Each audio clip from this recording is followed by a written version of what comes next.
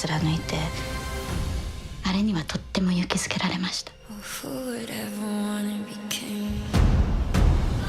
Hi, I'm Flavia. I'm speaking from Brazil. Hello. How's it going? Hi. Good. Hi. You know, I'm so in love with the second season, and this is quite interesting. You know, okay, there are the books, and we love the books and the story already, but you know, it's also always a challenge, isn't it, to keep the pace, you know, and to keep on telling the story and be loyal to this essence, you know, like the core of the story. So I wish you both could speak about this. You know, I know it sounds cliche, but there's a fear, isn't it? I don't know if you had to keep on telling the story. How was for you this second season? Well, I mean, on the writing front, because it comes with so much love for the book, we really wanted to protect the spirit of the book.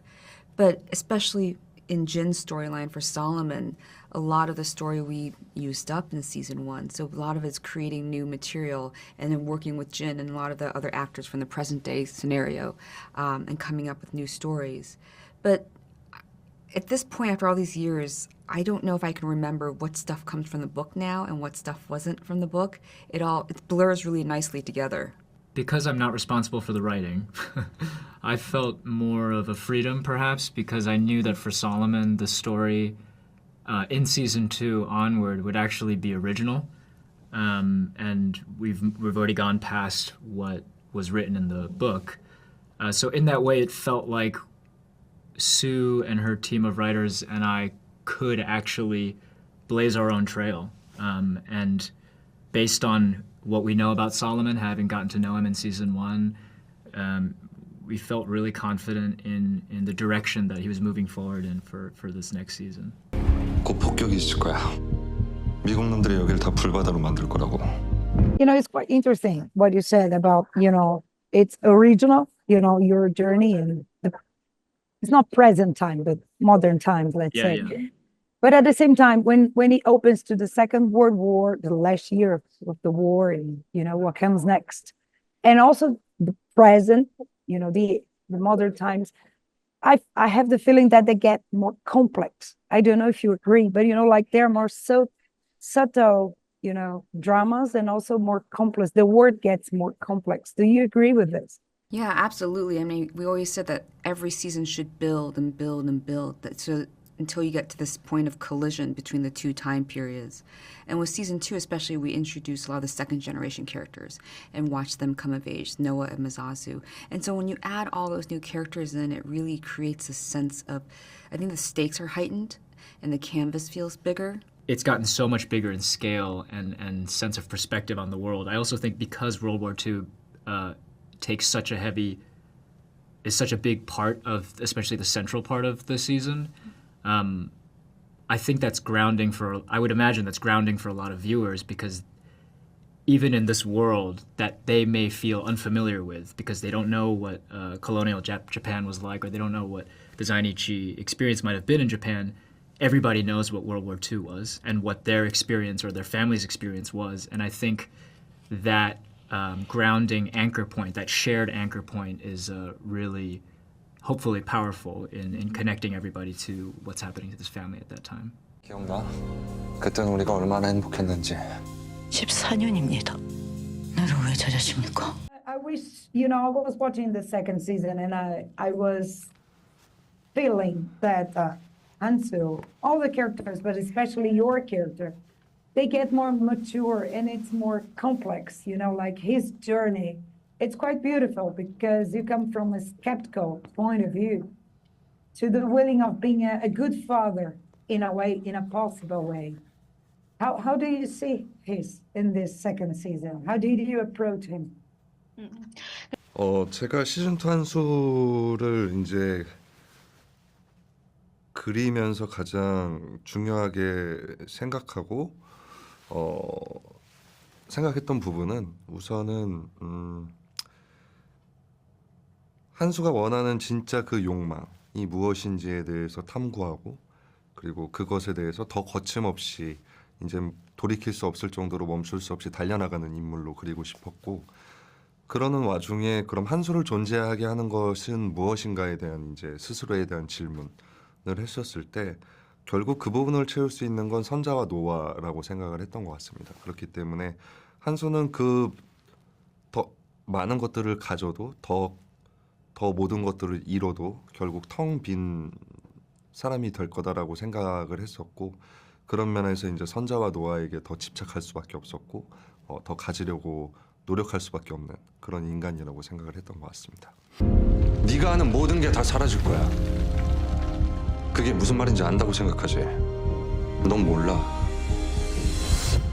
난 알아도. And also your story with Sanja, it's also a very complex love story. You know, deep inside, I think Hansu loves her and she loves him. You know, like everybody thinks this, but I think they also represent the complexity of the war. You know, like with the end of Second World War, word gets more complex. Also, the love stories get more complex. Do you agree? 저는 시즌 1 때 처음 한수가 이제 선자를 발견하는 씬에서도 그랬지만 이게 단순히 사랑이라는 단어 안에만 그치는 남녀 관계라기보다는 나와 같은 결을 가진 사람을 알아차리는 순간이라고 생각을 했던 것 같고 그게 이제 또 삶의 어떤 그런 경험들과 시간이 더해지면서 점점 더 말로 형용할 수 없을 만큼 이제 얽히고 설킨 관계가 됐다라고 생각하는데 결국 한수는 선자랑 있을 때 가장 내가 편안했던 순간의 한수를 추억할 수 있는 그런 관계가 된 것 같고 그것이 단순히 사랑을 넘어서서 선자를 보고 있을 때 나를 보게 되는 진짜 나를 마주하게 되는 그런 관계이지 않을까 그렇게 생각했던 것 같습니다. 여기 네 앞에 얼마나 많은 기회들이 있는지 네가 몰라서 그러는 거야. You know, I was watching the show and thinking about Sunja and the fact that she grew up with her feet on the ground and she's struggling in the second season. And she's very intelligent at the same time. You know, she's struggling, she made mistakes, but she's also getting mature. So I wish you could talk a little bit about her journey. How did you approach this as an actress? Well, yeah, especially for the second season, she's facing a lot of incidents. Like you said, she made a mistake. She just experienced a lot of whole new things, and she met Hansu, and the war has begun. So they have to move to the other side of the Japan. So they have to adapt to the new environment again. And after the war ended, they had to come back to their hometown. But still, they figured that because of the war, their hometown just broke down. So they have to adapt to the after-war environment again. And then she's raising the kids, and she has a conflict between Noah and Hansu and herself. So, oh man, that's a lot. But as an actress, I was just trying to focus on Sonja's her way of thinking, so her emotions. So I believe in her, and I was always so fascinated by the choice that she's making, even if she makes a mistake.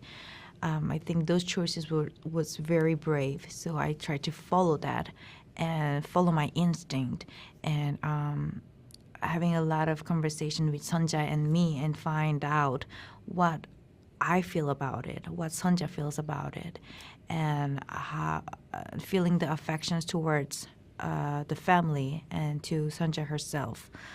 I did try to follow the journey kind of like in this way.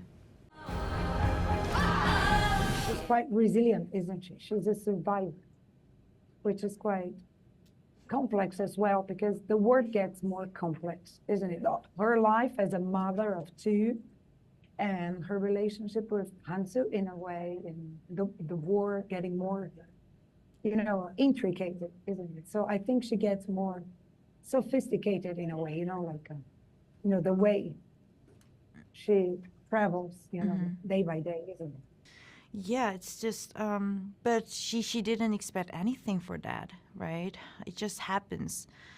So the another reason why I'm so amazed by her is that even though she's facing the whole whole things that we cannot even imagine, she knows how to deal with it, but in a very fast way. So that's why she is strong and resilient, and people and even Hansu amazed by her. And I think, and I guess all the Sanjas is all around the world in these days. So that could make the audience like connected. Yeah, I agree. You know, I was talking to Lee about the relationship between Hansu and Sunja.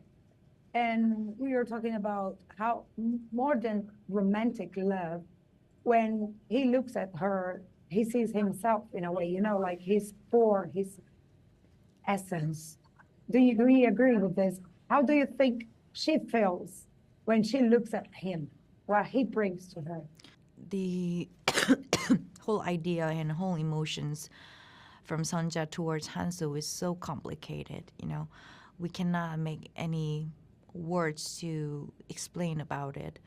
But I once tried to figure that out, but losing my way to figure that out was the right answer for Sunja, for the Hansu.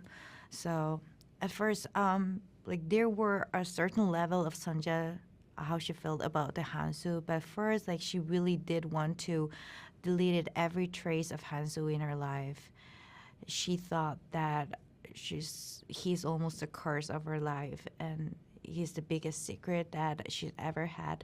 But at the moment, I'm sure that Sunja has think of Hansu almost every single day, or dream of him, or maybe had a bunch of imagination related to Hansu.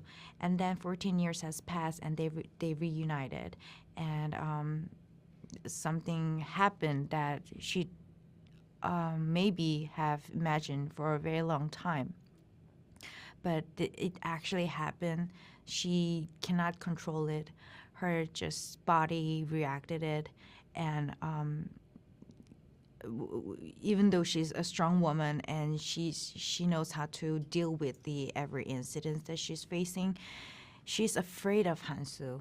And but if there were no love inside of her towards him, it didn't. I think it didn't happen, because it just because if she doesn't love him, there's no reason for him to affect her. So, but at the end of the episodes, they figure she admit the fact that she cannot live without him. So that's the point when their relationship got a bit different. So, you must be really desperate. With only 3 months left in my bank account, you could say you're looking at someone with nothing to lose. Your love story with Naomi, you know, Anna, because it gets also more complex, isn't it? Yeah, Like, exactly. it's the new generation of women. Mm-hmm. It's trickier, isn't it? Like love stories get more trickier. I don't know if you both agree, but I really like that.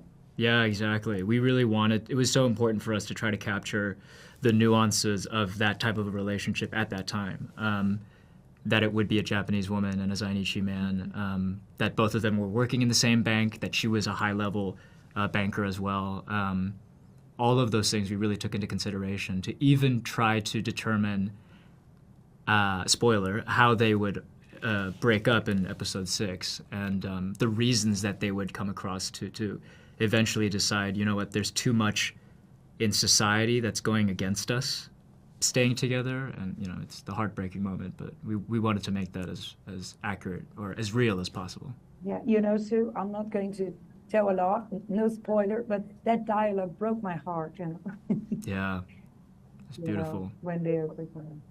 So I have to wrap up, but Sue, I wish you could also talk a little bit about, you know, the love stories and relationships, because we have the bigger story, the big picture, but the relationships feel not only because of the book, but also your writing, and they sound really subtle and real. So Yeah, I mean, I think we were very interested in how our characters, the quest for spiritual love, soul love, also becomes a survival instinct for them as well. And not just with Sam and Naomi, but even with Kyung-hee and Mr. Kim. I mean, that was one of my favorite parts of the book. And we loved being able to translate that to screen. And of course, there's Sunja and Hansu forever. They root our show in some ways. And what we love investigating is whether or not it is a love story, because that relationship is so complicated and problematic as well. And it's why we changed the title credits song. You know, Wait a Million Years is a love song. You know, I would wait a million years for you, which felt appropriate.